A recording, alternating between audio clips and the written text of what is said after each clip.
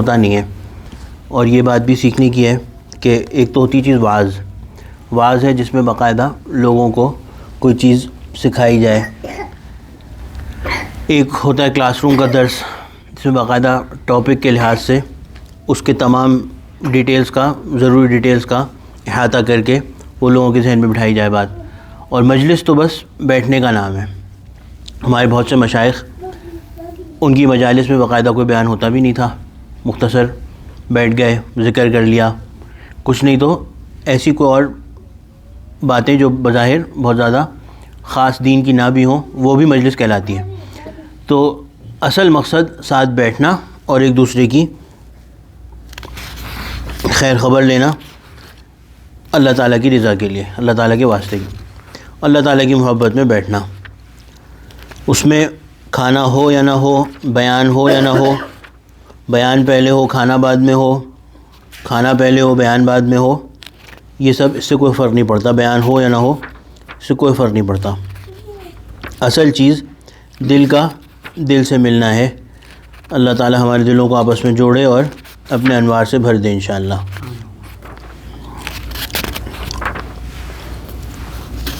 تو کافی سوچ بچار کے بعد یہ سوچا ہے کہ اب کیونکہ وقت ایسا آ رہا ہے کہ کھانا پہلے ہی کرنا ہوگا, کیونکہ پچھلے سال بھی بڑے لوگ شکایت کرتے تھے کہ بھوک لگ رہی ہوتی ہے اور ادھر بیان ہی ختم نہیں ہو رہا ہوتا.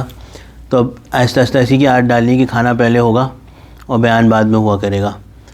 تو بلکہ اب تو ایسا ہوتا ہے گا ایک دو ہفتے میں شاید کہ اب کھانا عصر کے بعد کرنا پڑے گا اور پھر بیان انشاءاللہ مغرب کے بعد ہو جایا کرے گا. تو آہستہ آہستہ اس کی عادت پڑ جائے انشاءاللہ.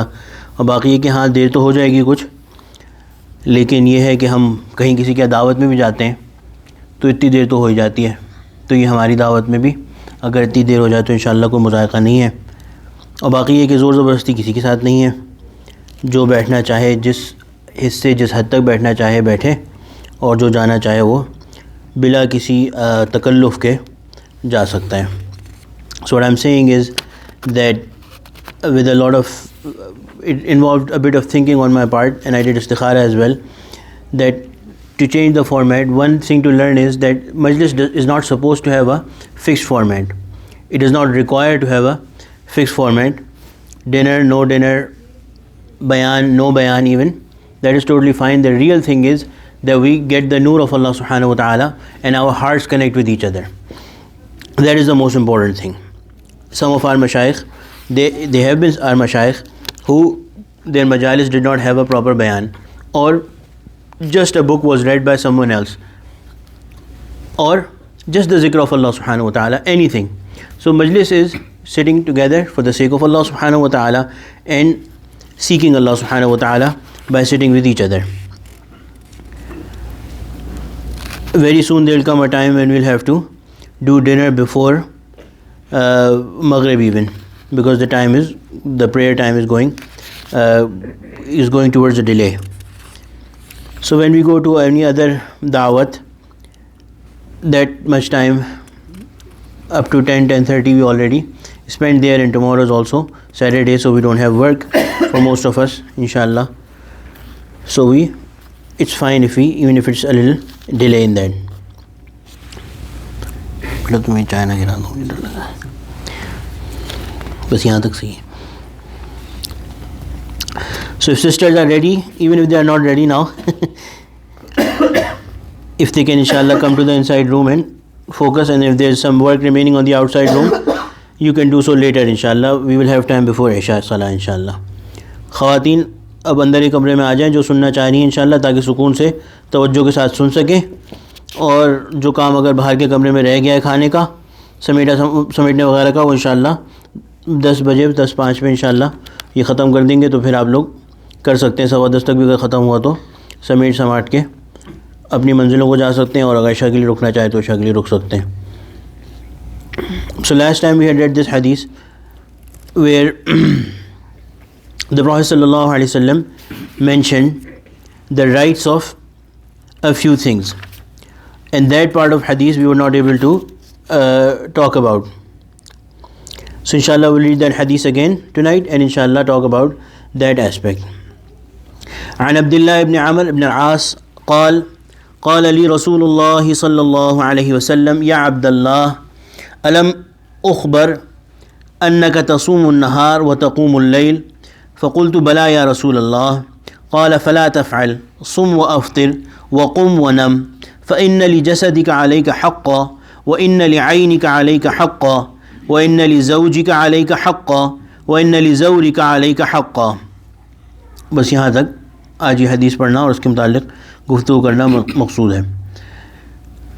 نریٹ بحد سیدنا عبداللہ ابن عمر ابن العاص، حضرت عبداللہ ابن عمر ابن العاص رضی اللہ عنہ سے روایت ہے کہ رسول کریم صلی اللہ علیہ وسلم نے مجھ سے ارشاد فرمایا کہ مجھے بتایا گیا ہے کہ تم نے یہ معمول بنا رکھا ہے کہ تم ہمیشہ دن کو روزہ رکھتے ہو اور رات بھر نوافل پڑھتے ہو. کیا واقعی ایسا ہی ہے؟ میں نے عرض کیا کہ جی حضرت میں ایسا ہی کرتا ہوں. آپ صلی اللہ علیہ وسلم نے ارشاد فرمایا کہ یہ طریقہ چھوڑ دو، روزے بھی رکھا کرو اور ناغہ بھی کیا کرو. اسی طرح رات کو نماز بھی پڑھا کرو اور سویا بھی کرو، کیونکہ تمہارے جسم کا بھی تم پر حق ہے. اسی طرح تمہاری آنکھ کا بھی تم پر حق ہے اور تمہاری زوج کا بھی تم پر حق ہے اور تمہارے ملاقاتیوں کا بھی تم پر حق ہے. Narrated by Sayyidina Abdullah ibn Amr ibn al-As radiyallahu anhu, the Prophet sallallahu alayhi wasallam said to me that I have been told that you have made this routine that you always fast during the day and all night you keep on praying. Is that really so? I submitted that yes, Ya Rasulullah, that is how I do. The Prophet sallallahu alayhi wasallam said that give up this way, fast and also don't fast, break the fast. Similarly, pray at night and also sleep, because your body has a right upon you and your eye has a right upon you and your spouse has a right upon you and the one who has come to meet you has a right upon you.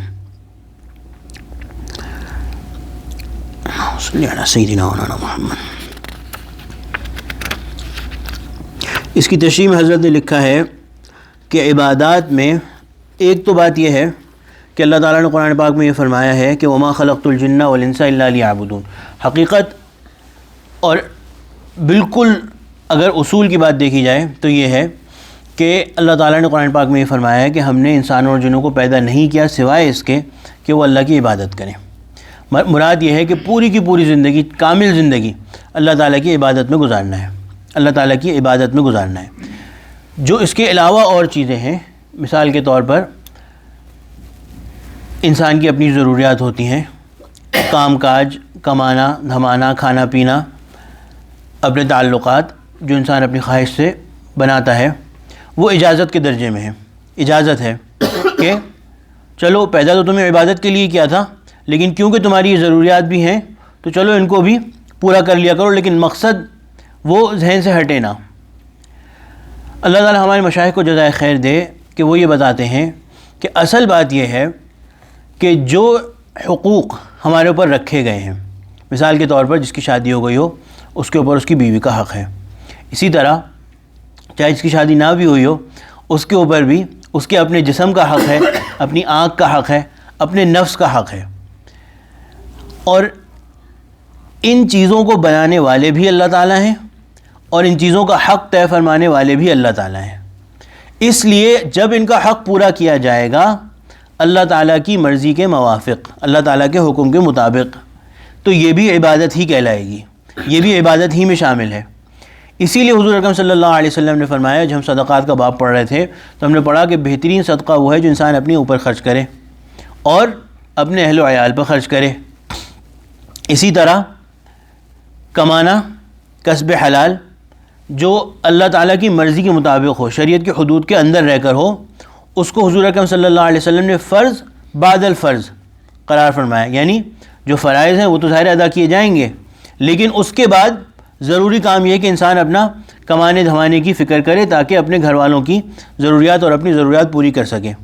اسی طرح ایک مشہور حدیث ہے اور بعض علماء نے تو یہ لکھا ہے کہ وہ غالباً حضرات شیخین تھے، لیکن مزاج اس بات کو نہیں مانتا کہ حضرات شیخین نے ایسی بات کری ہوگی، حضرت ابوبکر صدیق، حضرت عمر اور عثمان رضی اللہ عنہ وغیرہ. وہ حدیث یہ ہے کہ بعض لوگ حضور اکرم صلی اللہ علیہ وسلم کے پاس آئے اور انہوں نے یہ کہا کہ حضور اکرم صلی اللہ علیہ وسلم وہ تو اللہ کے نبی ہیں. حضرت عائشہ صدیقہ رضی اللہ عنہ سے حضور اکرم صلی اللہ علیہ وسلم کا معمول پوچھا تو بتایا کہ حضور اکرم صلی اللہ علیہ وسلم رات میں عبادت بھی کرتے ہیں اور سوتے بھی ہیں، روزہ بھی رکھتے ہیں اور روزے میں ناغہ بھی فرماتے ہیں، اور اسی طرح حضور اکرم صلی اللہ علیہ وسلم کی ازواج بھی ہیں۔ کہ انہوں نے یہ کہا کہ یہ تو اللہ کے نبی ہیں اور ان کا تو کیا مقام، کیا مرتبہ، ہم تو ان کی برابری کر ہی نہیں سکتے، تو اس لیے اب ہم یہ کریں گے، ان میں سے ایک کہنے لگے کہ اب ہم ساری عمر روزہ رکھیں گے، ہر روز روزہ رکھا کریں گے۔ ایک کہنے لگے کہ ہم ساری عمر ہر رات کو پوری رات جاگا کریں گے اور عبادت کیا کریں گے، اور ایک کہنے لگے کہ اب میں کبھی شادی نہیں کروں گا بلکہ پوری زندگی اپنی اس لائن سے اللہ تعالیٰ کے حوالے کر دوں گا، عبادات میں مشغول رہوں گا۔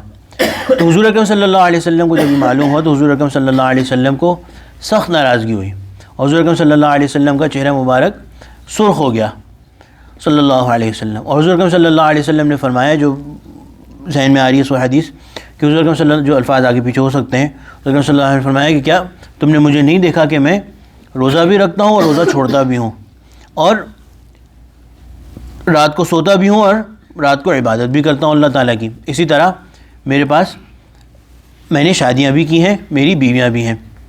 سو اللہ تعالیٰ کے نبی صلی اللہ علیہ وسلم اور خصوصاً حضور اکرم صلی اللہ علیہ وسلم کی شریعت کی خاص بات یہ ہے کہ اعتدال ہم کو دیا گیا ہے، بیلنس ہم کو دیا گیا ہے، اس میں ہر چیز کا حق رکھا گیا ہے اور ہر چیز کی ضرورت کو پورا کرنے کا وقت رکھا گیا ہے۔ مسئلہ یہ ہوتا ہے کہ ہم اس اعتدال سے ہٹ جاتے ہیں، اپنے نفس کے حقوق ادا کرنا اور اپنے نفس کے حظوظ کے پیچھے بھاگنا۔ ایک ہے حق کیا ہے؟ رائٹس، جو اس کی بنیادی حقوق ہیں، مثال کے طور پہ جب اس کو بھوک لگے تو اس کو کھانا دیا جائے، جب اس کو نیند آئے تو اس کو سونے کے لیے مناسب وقت دیا جائے، یہ سب تو اعتدال کے دائرے میں اللہ تعالیٰ نے اس کا حکم فرمایا ہے۔ لیکن حظوظ وہ ہیں جس میں نفس اپنی خواہش اور اپنی پسندیدہ چیزوں کے پیچھے بھاگے، تو اس میں بھی کسی حد تک تو گنجائش ہے، لیکن اس کے پیچھے بہت زیادہ پڑنا، اپنے نفس کی خوشی کے پیچھے بہت زیادہ پڑنا، وہ مناسب نہیں ہے۔ اور ہمارے مشائخ جو مجاہدے بتاتے ہیں اس میں یہی بتایا جاتا ہے کہ حظوظ نفس جو ہے، جو نفس کی خوشیاں اور خواہشات ہیں، ان کے پیچھے بہت زیادہ نہ پڑا جائے، ان کے پیچھے بہت زیادہ نہ بھاگا جائے، بلکہ کچھ خواہشات پوری کر دی جائیں، اور کچھ خواہشات پوری کرنے سے پہلے اس کو روک دیا جائے اور اس سے یہ کہا جائے کہ دیکھ تو نے فلاں وقت اللہ تعالیٰ کی نافرمانی کی تھی، اب تیری یہ سزا ہے کہ تجھ کو یہ خوشی نہیں ملے گی۔ حقوق کی بات نہیں کر رہا، جو ایکسٹرا زائد خوشیاں ہیں نفس کی، ان کے معاملے میں نفس کو کہیں کہیں روک دیا جائے۔ تو بہرحال یہ اللہ تعالیٰ نے حقوق طے فرمائے ہیں اور ان کو اپنے کرم سے، اپنی شفقت سے عبادت بنایا ہے، ان کو اللہ تعالیٰ نے اپنی عبادت میں شامل فرمایا ہے۔ ہم ہیں اس کے بنانے والے، ہم نے یہ حقوق طے کیے ہیں، اور ان حقوق کو پورا کرنے والا وہ اللہ تعالیٰ کی عبادت میں گنا جائے گا۔ یہاں تک میں انگریزی میں انشاءاللہ بات بڑھا دیتا ہوں، پھر آگے بڑھتے ہیں۔ So this hadith tells us that Allah subhanahu wa ta'ala has kept rights of our own self upon us, our nafs, our partner, our zawj, our person who has come to meet us, somebody who has come to meet us, even that person, they have rights upon us. And on the other hand, it is said that وَمَا خَلَقْتُ الْجِنَّ وَالْإِنسَ إِلَّا لِيَعْبُدُونَ, we have not created the jinn kind and the mankind except for total worship. So it is the mercy of Allah subhanahu wa ta'ala that the fulfillment of these rights, that Allah has created these creations and Allah has established the rights of these creations, Allah has made it ibadat. Allah has made it ibadat. When one does it with the intention that I am fulfilling the command of my Allah subhanahu wa ta'ala and I am doing it according to the sunnah of the Prophet sallallahu alaihi wasallam, then within the constraints of Sharia, this also becomes ibadat. This also becomes ibadat, and a person is counted as somebody who is doing ibadat. Now we talk about what are those rights? What are those rights? So nafs, our individual self, it has rights upon us. Nafs is a very powerful thing, very strong thing. Our mashayikh have written in their books that it's like a very strong, powerful horse, and you are riding it. Now, a rider who's experienced and who has the horse under control, they can travel long distances and use that horse for great benefits. And if the rider is like me, then it will be very soon on the ground and the horse will be on its way out of control. So this nafs is very strong, but the goal is to control this nafs. And the way to control this nafs is that we fulfill the rights of the nafs. What are the rights of nafs? At least 6 to 7 hours of sleep. At least 6 to 7 hours of sleep. When it is hungry, it should be fed. Similarly, we have children in this gathering, but we understand that there is another right of our nafs, which is establishing relationships, which we do not want to. Do not put your nafs, do not put yourself forcefully in solitude. It needs to interact with some people. It needs to socialize. So that also within the constraints of Sharia, within the limits of Sharia, is a right of our nafs. Then the problem is that when we start going beyond the boundaries, when our relationships start becoming haram relationships, when our food becomes haram or too much, and that too much is different for everyone. एक शेख थे, उनकी मजलिस में उनकी खानका में लोग थे बहुत सारे, तो उन्होंने बयान किया कि भाई खाना पीना कम करना चाहिए, खाना पीना कम करने से इंसान की रूहानियत बढ़ती है. तो उनके पास किसी की शिकायत आई कि फ़लाँ शख्स जो है वो 50 रोटियां एक खाने में खाता है, 50 रोटियां एक खाने में. तो जिस शिकायत करने वाले ने शिकायत करी कि भाई ये क़िल्लत ताम वगैरह तो कुछ भी नहीं हो रहा है, तो हमारा किचन खाली हो जाता है. तो हज़रत ने उसको बुला के पूछा, तो उसने कहा कि हज़रत यहाँ आने से पहले मैं 100 रोटियाँ खाया करता था, तो अब मैं क़िल्लत ताम ही कर रहा हूँ, मैं खाना कम ही कर रहा हूँ अपना, आपके कहने के मुताबिक मैंने आधा कर दिया है. तो बहरहाल everybody is different in that regard. Some people who are habitual or whose bodies need more, everybody should, according to their status, try to fix a little less. So there is this sheikh who gave a bayan and said that people should reduce their food intake. This is a good mujahada, helps control the nafs, control the evil desires. So he got a complaint next day that this person, he heard the bayan, but he's eating 50 breads in one meal, 50 breads in one meal. So he did not really listen to you. And the kitchen, the flour is, we are running out of it. So Hazrat called this person, and then he said to Hazrat that, Hazrat, before I came here, I used to eat 100 breads in one day. So this is my reduction.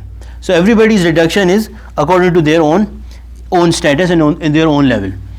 But we have to, these are the 4 mujahadat that we have to keep in mind. Reduction in food, reduction in sleep, reduction in our relationships and interacting with people, and what is the last one? Reduction in talking. But understand that there is a level. It's not like you stop giving any food to the nafs. It's not like you stop giving any sleep to the nafs. This will be breaching on the rights of the nafs. And the Prophet ﷺ is telling us that the nafs has rights upon you. So fulfill those rights, but do not exaggerate, do not go in the way of too much exaggeration. There is this story of this young Sahabi who used to pray all night. So another older Sahabi, another senior Sahabi, he went to his house and he stayed there. When the night time came after Isha, this young Sahabi spread his musalla and started praying. And he made long rakat. When he made salam, the senior Sahabi said, Inna li zawjika alayka haqqa. Your wife has a right upon you. Your wife has a right upon you. So he heard him, he listened to him. And this is the way of the Prophet ﷺ as well. If you look at his way, that the Prophet ﷺ definitely used to spend some time with his wives every day. Imagine, we are worried with one wife, right? The Prophet ﷺ, and this is something that my Shaykh advised me and reminded me when I was about to get married. He said, एक ससुराल से मत घबरा जाना, एक ससुराल से मत घबरा जाना. हमारे नबी करीम सल्लल्लाहु अलैहि वसल्लम ने 9 ससुराल संभाले एक वक्त में, 9 ससुराल. Don't be afraid of one in-laws. Our Nabi sallallahu alaihi wasallam handled 9 in-laws, 9 sets of in-laws, 9 families of in-laws at one time. And we are not talking about in-laws right now, but the Prophet sallallahu alaihi wasallam, every single day when he was in Medina, he would go to his every single house and inquire after and sit with and talk with his wives.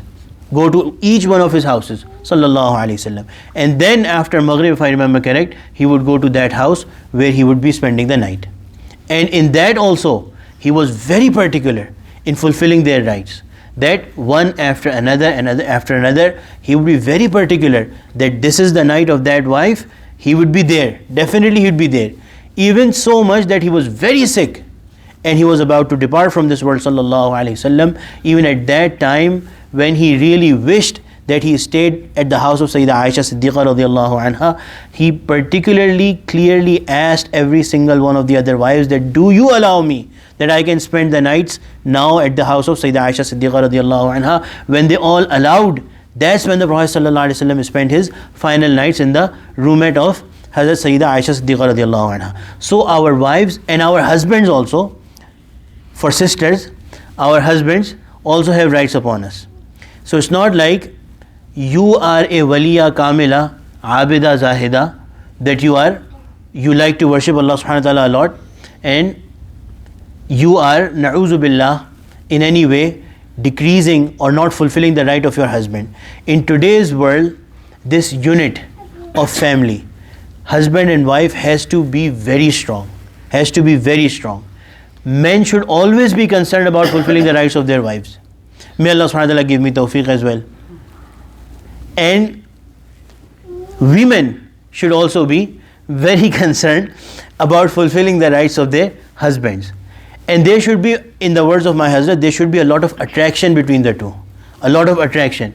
Men should behave and keep themselves in a way that their wife is attracted to them. And women should keep themselves, manage themselves, handle themselves in such a way that their husband is attracted to them. So as soon as the husband comes back from work, they should not be able to think about anything else but the one who is in their house. This is very important in this life and age, in this day and age. In today's life, it is very important. All the fitan, all the trials and tribulations, all the challenges that are outside our home, they are finding way into our hearts because husband and wife are not fulfilling each other's rights. Therefore, for men as well and for sisters as well. My Hazrat used to advise us that in his majalis, that for the first few years there is a lot of excitement, and then what happens? Nobody cares about each other. The wife also gets busy with children, or the husband also, the initial spark is gone, and then they forget about each other. Life is going, life is at its pace. Now they think that everything is for granted. That's when fitan start arising. So therefore, keep yourself in such a way that there is attraction for the spouse. That is also a right of our spouse upon us. The Prophet ﷺ sunnah was that after Isha, he would not talk to any people. He would not talk to any people, but his time was dedicated to the wife that he would be spending the night with. So he would go, he would talk to them like a friend. Before going to bed, after Isha, it is not recommended that we talk to anyone. The way of the Prophet ﷺ is, he would pray Isha and he would not interact with people, he would go into his house. But he would interact with his wife and he would talk about their day or things of here and there like a friend. And then the Prophet ﷺ would carry on his responsibilities of the night. He had divided his night into 3 sections, 3 parts. One was dedicated to the noble wife of the Prophet ﷺ, one was dedicated to himself, and one was dedicated to Allah subhanahu wa ta'ala and his worship. And then that part that he had allotted for himself, he would divide it again into 2, because he was the Nabi of Allah subhanahu wa ta'ala, may Allah bless him. He divided that part into again his own part into 2 parts. One part he would dedicate to the worship of Allah subhanahu wa ta'ala again, and the other part he would only allow special people, those people with whom it was understood that if they would learn something, they would benefit a greater amount of people. So not personal, questions, but teachings of deen to those people who would learn, and it was expected that they would spread it and it would be of general greater benefit. The Prophet ﷺ in this way would divide his part into two, one part for Allah subhanahu wa ta'ala, one part for Ummah again. May Allah subhanahu wa ta'ala bless him. Also somebody, so this Sahabi that I was telling about, when this Sahabi came back from inside his room after having, fulfilled that part where inna li zawjika alayka haqqa, he had fulfilled, and then he came back after having spent time with his wife and he started praying again. Then this Sahabi said, wa inna li zawrika alayka haqqa, the one who has come to meet you, he also has a right upon you. So the person who has come to meet us, they also have a right upon us. They also have a right upon us. When we go to meet someone, there is some etiquettes. One is that unless it's a pre-arranged meeting and the person that you are going to, they have promised that they will meet you, they have no obligation to meet you. If they do not know that you are coming, even if they are at their house, they don't even have to tell their child कि बता दो कि बेटा अब्बू घर पे नहीं है. एक वहाँ दरवाजे में खटखटाया, knocked at the house, and the sound came from inside. The child said that Abbu is saying that he is not at home. Father is saying that he is not at home. But if there is no pre-arrangement, then the person that you are going to, they have no responsibility to meet you. They can turn you away. But if you have gone in pre-arranged meeting, or if you are meeting them, then they have a right. They have a right. When somebody comes to meet somebody, जो ज़ौर है या मुलाकाती है, they have a right.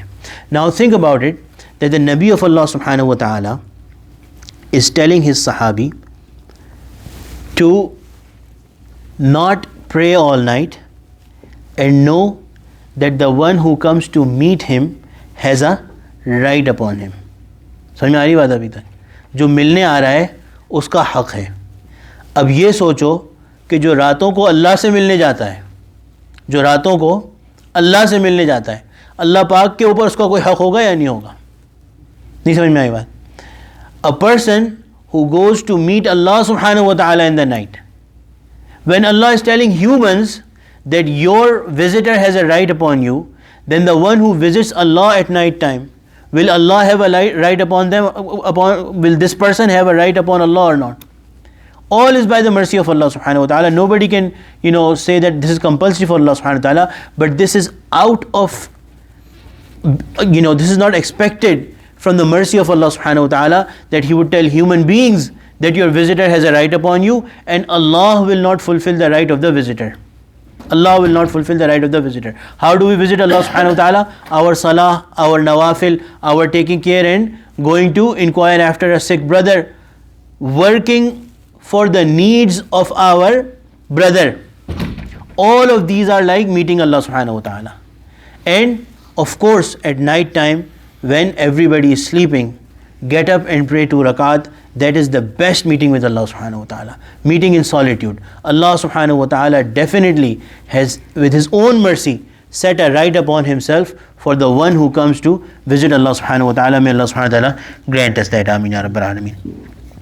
Now, the one who goes to visit, they should also take care of some etiquettes. Only stay as long as this person, your host, likes for you to stay.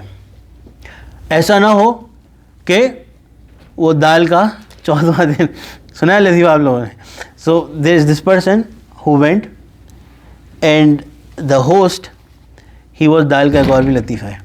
This host, he kept on asking. So 1 day, 2 days, 3 days, when he saw that this person has no intention of leaving, he started cooking dal, pulses, cheap food every day, dal. And then to remind him, he one day he said, मैं भूल गया, I forgot, कि what is the date today? You came on the 1st, what is the date today?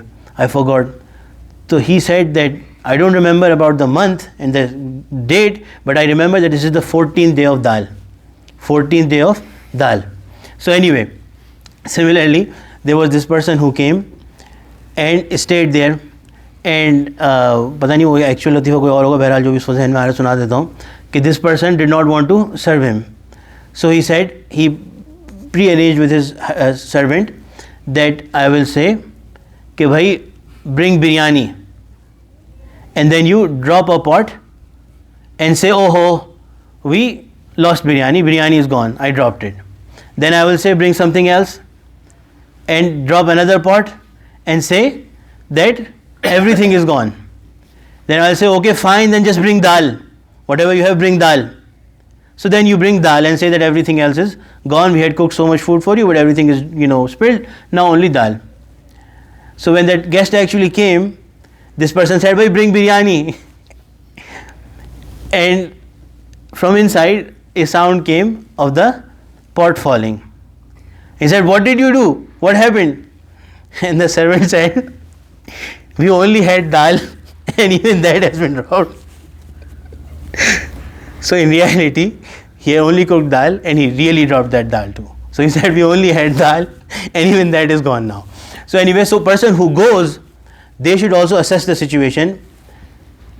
Number one, if your host is poor, or you know that it is not according to their mizaj that you go and eat there, then just go there. If you have to go there, inquire after their health or whatever their need may be, and inquire after their needs, and do not stay until food time. Generally, our mashayikh advise that you avoid eating food here and there at other people, especially if you don't know them fully. And if they invite you again and again and again, then you can go, and unless you don't know them fully, that they are pleased to serve food. And also do not overstay.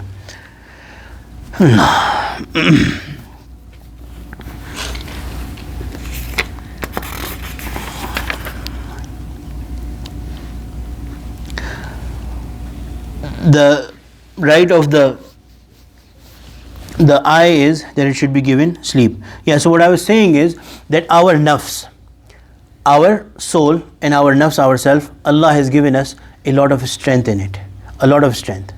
And the challenge is that we use its strength, we control it and we use its strengths in the positive manner. So we fulfill the rights of the nafs, and then when it wants to go beyond, we control it and we divert those things towards fulfilling the rights. For example, in everything you will notice that there is one direction which is the direction of haram, forbidden. But that same act, Allah has kept another avenue, another opportunity, another place where Allah has made it sawab.